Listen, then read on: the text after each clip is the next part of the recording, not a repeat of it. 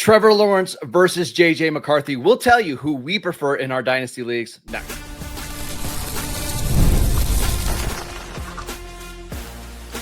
You are Locked On Dynasty Football, part of the Locked On Podcast Network. Your team every day.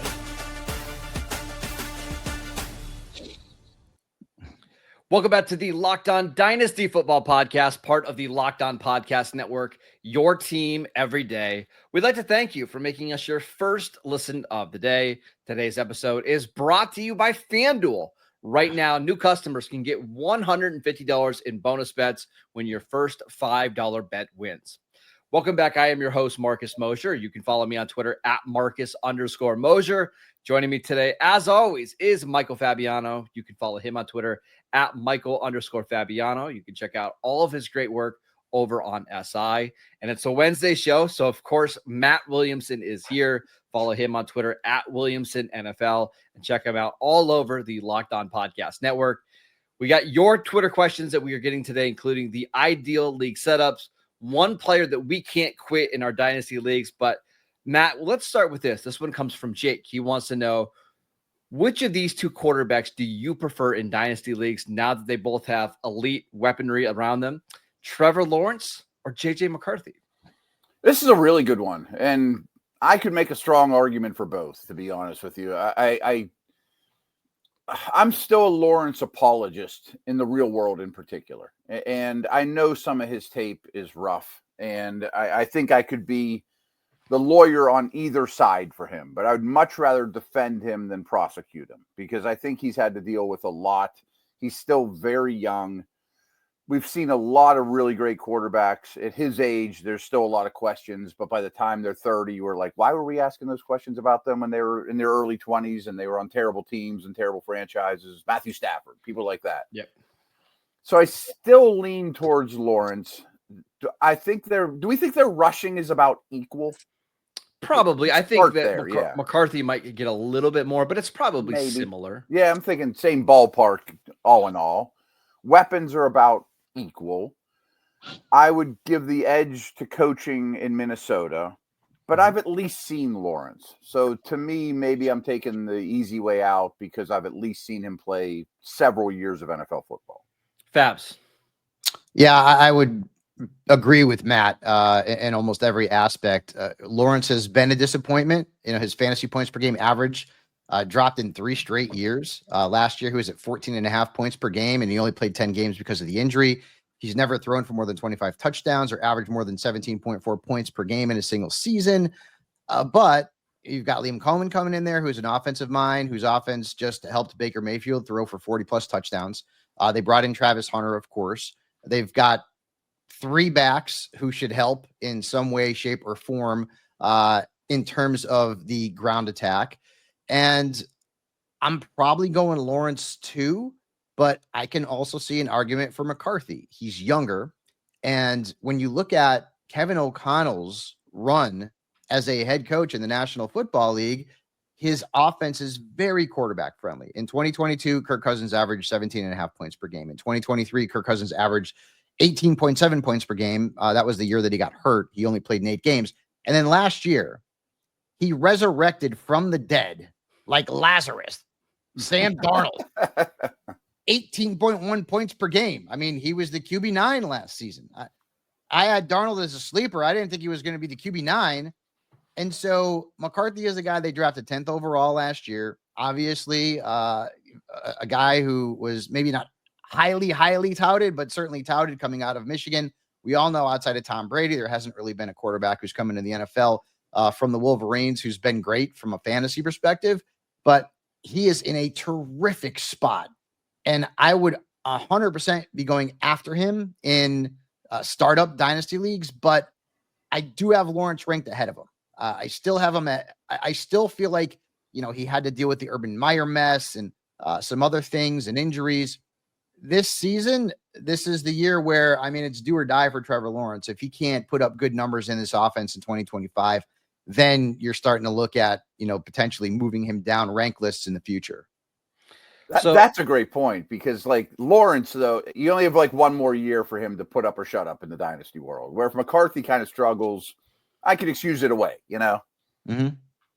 He's 22. That's the other thing. Yeah. As you guys were talking, I was thinking, is there a quarterback in the NFL that has a better environment for success than JJ McCarthy? Because I think we would all rank Kevin O'Connell as one of the best, play callers in the league. Minnesota's got a really good offensive line, including one of the best tackle combos. They drafted Donovan Jackson in round 1. They've got an elite receiving core with, Justin Jefferson and Jordan Addison and TJ Hawkinson. It's just as good as I think Jacksonville's situation could be this year with Travis Hunter and Brian Thomas Jr. Minnesota's is already there. Like, they already are set up to have a ton of success. I like Lawrence's talent a lot better than McCarthy, but we've seen this offense. We've even seen that quarterbacks like Josh Dobbs put up good numbers in this offense. I think I lean McCarthy here. I get both sides. And is this crazy to say? I mean, I'm not ready to say it now. And plus, Hawkinson carries some weight, as you mentioned. But 1 year from now, or certainly 2 years from now, Jacksonville's pass catchers might be better than Minnesota's. Oh, I don't think that's crazy, right? Because Okay. I think Travis Hunter is going to be better than Jordan Addison. It's just that I think once you have Jefferson, who might be the best receiver in the league, Addison, who's one of the best number 2s, and Hawkinson, it's awfully hard to beat that, but I don't think it's a stretch by any means. Yeah, you also have to factor in, contract situations too. I mean, Jordan Addison is going to be coming up here, and if he has another good season, he's going to want a whole ton of money, and we'll see if the Vikings acquiesce there. So there's certainly some things in the future that could be question marks. But listen, I mean, if you told me to flip a coin, heads is Lawrence and tails is McCarthy, fine. It's really, really very close. I just give the quick nod to Lawrence for this season. And it's probably just because we see them. Who is the higher ceiling? If everything hits and they look great. Lawrence. I think so too. That's kind of what I was leaning towards. I think Lawrence has the higher ceiling as the actual real life NFL quarterback. Mm-hmm. But for fantasy, I think it's close. I honestly, I think I would default to McCarthy, but these two are so close that it's a really good question that we got from our guy, Jake. If you had Lawrence, would you trade Lawrence for McCarthy and let's say like a second round pick, or would you rather just hold on to Lawrence? I'll take the second. Okay. I wouldn't do it for a third, but I'd do it for a second. I would do the same thing. Yeah. Okay. That's how close great. it is. Yeah. Great. So that's how close these quarterbacks are right now on Dynasty League football. Trevor Lawrence, QB 17, JJ McCarthy, QB 20. But when you look at their overall ADPs, they are very, very close. So I'm curious to see how those ADPs hold up over the summer once we see McCarthy back in the field. But really, really good question from Jake. This next question from Scott: who is the one player in your Dynasty leagues that you just can't quit? We'll tell you who it is for us next. This episode is brought to you by FanDuel. Summer sports are in full swing, and whether you're about baseball under the lights, golf on the green, or high-stakes soccer action, FanDuel is the best way to make every game even more exciting. You're already following the action. Why not make it just a little bit more thrilling? With FanDuel, you can get in on the game while your friends are getting sunburned at the beach. I've been using FanDuel to track my favorite matchups, and the app keeps it fresh with new daily promotions and fun ways to bet. And if you're new to FanDuel, it's the perfect time to sign up. New customers can bet just $5 and get $150 in bonus bets if your first bet wins. Open the FanDuel app today or visit FanDuel.com to get started. Welcome back to the Locked On Dynasty Football Podcast. We'd like to thank you for making us your first listen of the day. This next question comes from Scott. He wants to know, who is the one player in your Dynasty leagues you just can't quit? Matt, why don't you lead us off? I jotted down 3 names, and 2 of them are very similar to me. And they're higher end guys. It's Aiyuk and Olave. Because at heart, I was a scout in the NFL, and I watch tape for a living. Their tape's great. I mean, I know they have warts. I just love watching them play football and run routes. And I'm going to always have a hard time quitting players like that, because we know the NFL is a very fluid league, and things change, and teams change, teams and coaches and quarterbacks change. But guys that are really good at the sport, whether they produce as much as you want or not, are always going to be on my team. And I think both those guys qualify. And a tight end that's similar, that's just in a rough situation that I think is really good at football, is Dallas Goedert. Yeah, I mean, he could play 8 more years and be on 3 more teams and catch 100, 80 more touchdowns. Who knows what's going to happen in the future, but he's good at football. He's just not in a great environment right now for fantasy. And the thing with Olave and Brandon Aiyuk, it's mostly just injuries, right? Right, Because right. Olave's been very productive whenever he's been on the field. Same for Brandon Aiyuk. So you're just hoping that these guys can stay healthy, can stay on the field, because when they are, and we're talking about top 20 dynasty receivers every day of the week. So completely understand. Fabs, who do you got? It's Ken Walker for me. Ooh, I good one. love him. I love him. I love his game. I love his upside. And every year he freaking gets hurt, but I still go back to him. And last season I had posted that I thought he would have like his best season of his career. And he was ready and just on pace. If you remember, he was like one of the best running backs in fantasy football for a portion of last year. And then the damn injury bug hits him again. He misses 6 games. And the thing that is really difficult about Ken Walker is that you have to draft Zach Charbonnet. You have to, because at some point Walker is probably going to get hurt. And if you don't have Charbs on your team, you're screwed, right? I mean, you're up Esses Creek without a paddle, basically. So that makes it really hard to continue to, not quit him. But I just love the talent. And I've always been a fan of him dating back to his time at Michigan State. I will draft him this year. But again, I mean, you have to get Charbonnet. And that's where a lot of people will be turned off by Ken Walker, because you're going to have to draft his backup probably a couple of rounds before his ADP just to make sure you get him. And in that scenario, a lot of people may be like, nope, I'm not doing it, because you basically, I make 1 pick, but it handcuffs 2. But the potential for Walker to be a top 10 running back is certainly there. I just know that an injury is coming, and that's where I always think, should I continue to just, keep on the Walker bandwagon, or should I quit him? And I just can't do it. Fabs, that's such a good one. And to take it a step further on him, I mean, coming out of Michigan State, he was not a receiving back at all. And that stint last year, he really showed he might not be Alvin Kamara or McCaffrey, but he's a massive. I mean, he's enough 46 catches in 11 games. He's a contributor in the passing game, much more than I would have expected coming out of college. And I think they're going to throw to backs there now too. Kenneth Walker reminds me a lot of like Josh Jacobs early in his career, where, he would always miss a couple games. He would be a little bit banged up, but whenever he was on the field, he was ultra productive. And then we saw Josh Jacobs leave after year 4, go to a better offense in Green Bay, and all of a sudden has, one of the best fantasy seasons in the NFL last year. I won't be surprised if the same happens with Kenneth Walker. Like, this is the last year of his deal. He's been on this kind of not bad Seattle team, but middle of the road Seahawks offense.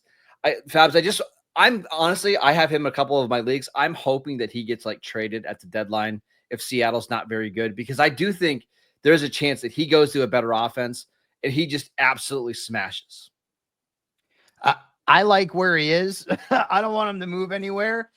From a fantasy standpoint, though, that would be a win, because you get Walker on a team where he'd be the featured back, and then Charbonnet would certainly move up the depth chart to number 1. And we've seen Charbs, when he's been allowed to be a starter, put up some pretty good numbers. I'm trying to manifest from a fantasy standpoint.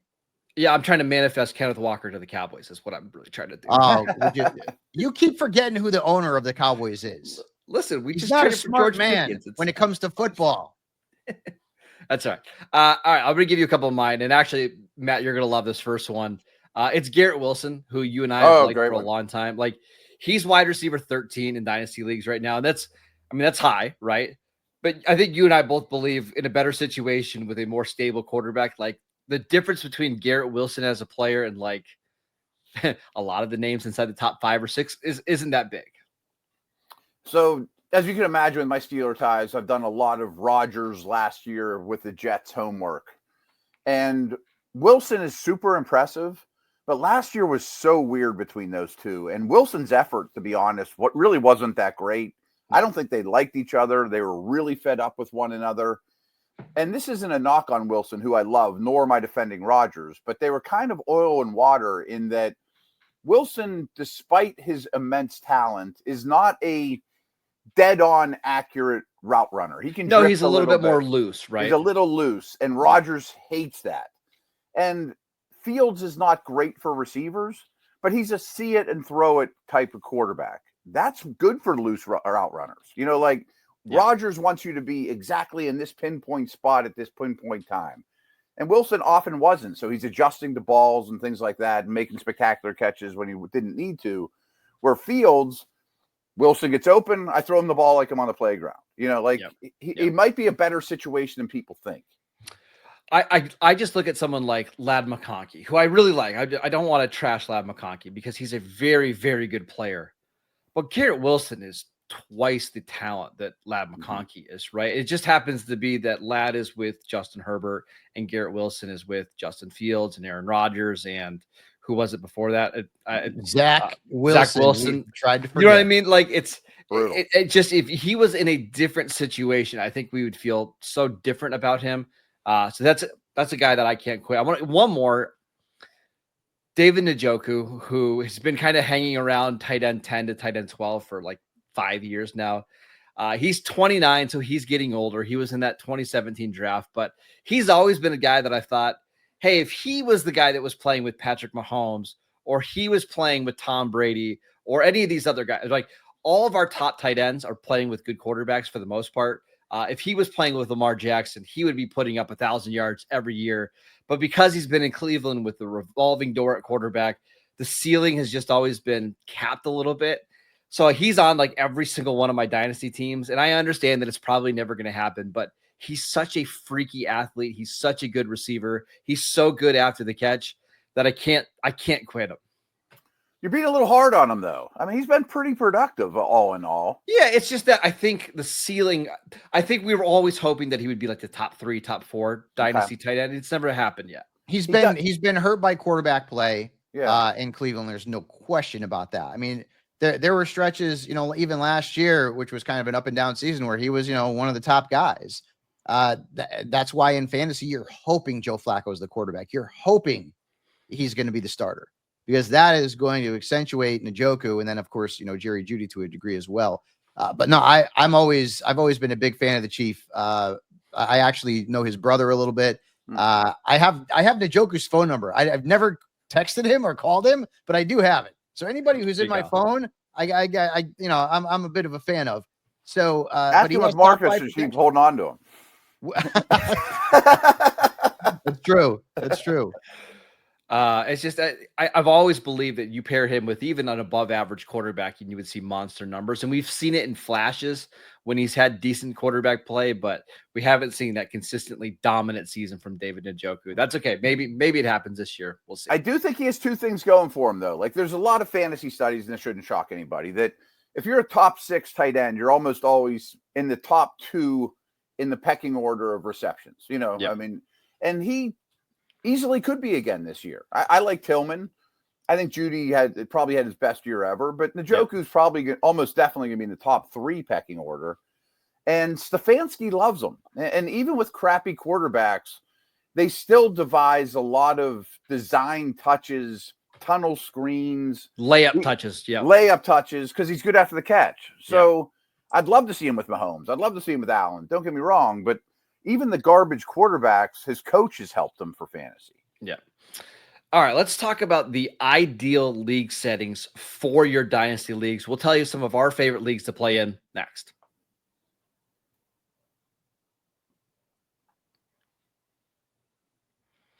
Welcome back to the Locked On Dynasty Football Podcast. We'd like to thank you for making us your first listen of the day. For your second listen, check out the Locked On NFL Scouting Show. As training camps get closer and moves are being made, host Kyle Krabs and Joe Marino will make you the most informed NFL fan this offseason. Find Locked On NFL Scouting on YouTube or wherever you listen to your podcasts. All right, Matt, this last question comes from Roger. He wants to know, I'm playing in my first ever Dynasty League this summer. Good job for you, Roger. What are some ideal rules and setups that we should have for this league? Not my specialty, to be honest with you. And it bothers me because I think I'm in 6 or 7 Dynasty leagues. And all of them but one are standard, boring, PPR, not even Superflex. And then the other one's a Superflex. So I've never been creative with my settings, but I would like to be. I'd love to try double tight ends, or I don't have any interest in IDP or Devy, to be honest with you. Like, a good friend of mine just asked me, hey, we're starting a Devy league, you want to be? I'm like, I don't know college freshmen and sophomore. Sorry, I'm too busy during the season. So I kind of know things I don't want to be involved in, but I don't have a great idea of, boy, these are the leagues I love best that are kind of unique. Fabs, what about you? Superflex, 100%. The last Dynasty startup that I created was Superflex. I want multiple flex spots. Obviously, full point PPR. I don't want this half PPR crap. I want bonuses for 300 passing yards, 400, 500 passing yards, 100 rushing receiving yards, 200 rushing. I want bonuses for those kind of things because there's times. I mean, Nick Chubb went through this, right, where he would rush for 110 yards, not catch a ball, not score a touchdown. And you get 11 points. You're like, well, that kind of sucks. He had a good game. So I like to give guys, I'm not talking about massive bonuses, but I like the bonuses. I also have always liked players to get credit for being versatile, which means, remember when Antonio Brown was also a punt returner for the Steelers? Well, he gets the yards and the touchdowns as a special teams player, not some stupid special teams defensive unit. I don't like that.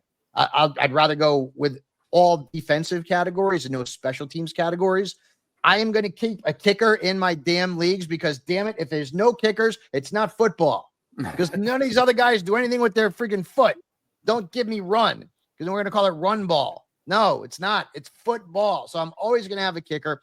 And I've had leagues where, damn, Steven Gostkowski's helped me win championships. Brandon Aubrey's helped me win championships. I mean, I'll go way back. So I'm going to keep kickers in there. I know a lot of people are like, kickers suck and blah, blah, blah, blah, whatever. I'm not a hater to the kickers. I enjoy the kickers, and I'm going to keep kickers in there. For the most part, most of the other scoring settings are going to be somewhat standard. I'm not going to get crazy. I'm not getting into like points for first downs and, that kind of thing. But the lineup, I think you go, one quarterback, two running backs, two wide receivers. You got a super flex, and then you got two other flexes. And then you got your kicker, and then you got your defense. And obviously, those are going to be the last picks of every draft, regardless of what kind it is. But those are the settings that I like. I like to have a few extra bonuses there, but I don't want to get nuts. I don't want teams scoring 400 points a week.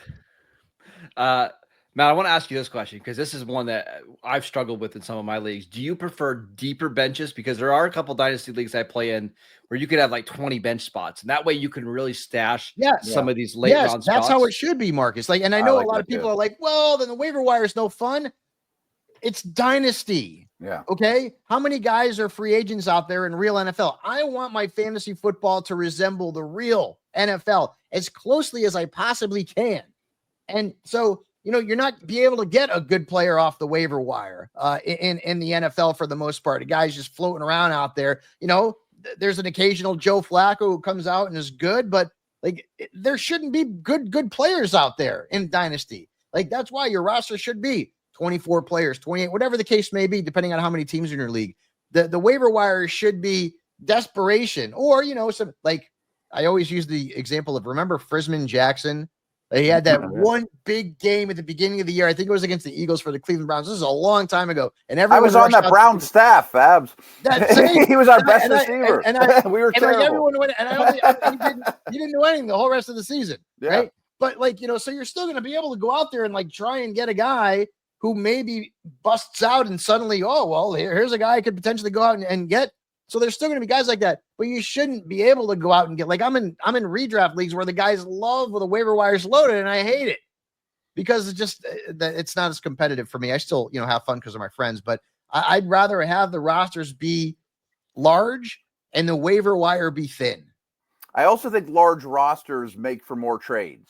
Yes. No question. And trades are a blast. I think more trades are better no matter what. And I'm with Fabs in terms of dynasty big rosters because I want to stash that 6-round wide receiver from a small school that I like some stuff I saw pre-draft and now he's blocked, but a year from now he might get an opportunity.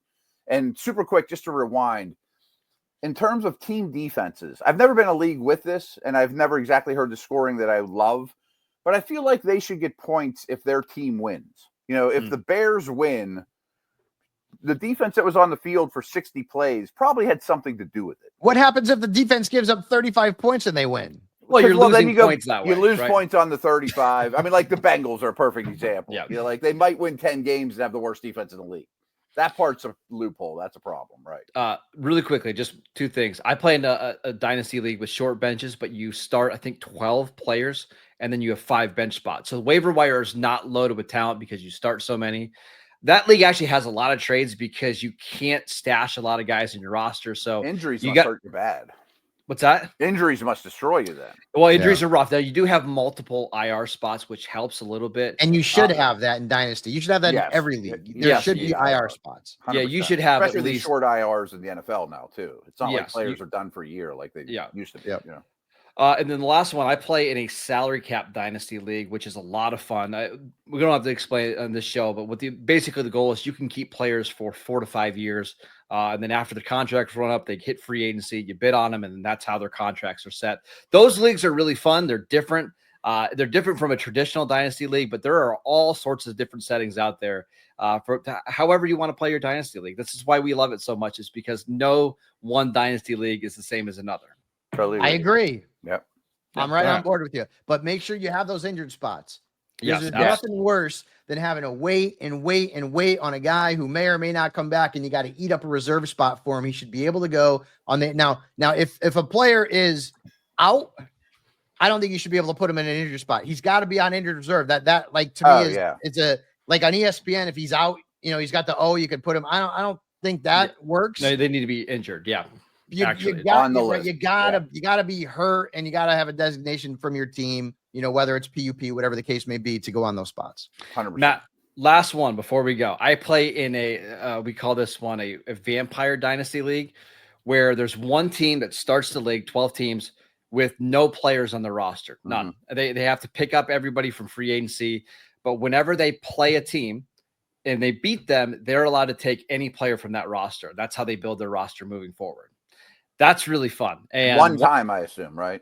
Yeah. Well, one time. So once you win, like let's say I'm the vampire, right? And I win my. It's not easy for them to win though, because they. No, it's not.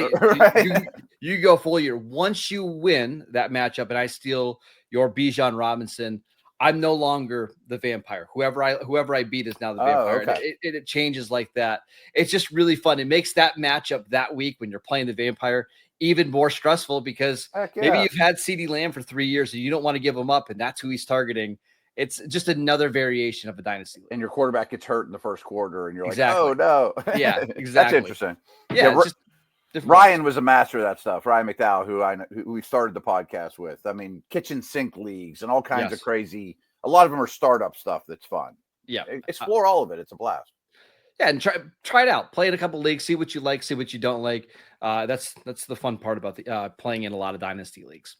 All right, that is it for today's show. We want to thank you for making Locked On Dynasty Football your first listen every single day. Go check out the channel on YouTube. Download the podcast wherever you get your podcasts. We are free and available on all platforms. You can follow Matt on Twitter at Williamson NFL. Follow Fabs at Michael_Fabiano. I'm at Marcus_Mosher, and we will see you right back here tomorrow.